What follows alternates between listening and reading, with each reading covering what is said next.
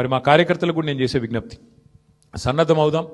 అన్ని రకాలుగా ప్రజాక్షేత్రంలో మనం ఈ ప్రభుత్వాన్ని నిలదీయడంలో సఫలమైనాం. ముఖ్యంగా మా సోషల్ మీడియాలో పనిచేసే మా తమ్ముళ్ళు చెల్లెళ్ళకు కూడా నేను హృదయపూర్వకంగా అభినందనలు చెప్తా ఉన్నాను.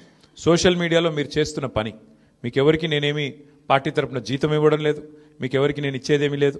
అయినప్పటికీ వాలంటరీగా పార్టీ మీద ఉన్న ప్రేమతో, నాయకుడు కేసీఆర్ గారి మీద ఉన్న అభిమానంతో మీరు చేస్తున్న కృషి, మీరు చేస్తున్న పని ఏదైతే ఉన్నదో మనస్ఫూర్తిగా నేను మీకు కూడా ధన్యవాదాలు తెలియజేస్తా ఉన్నా.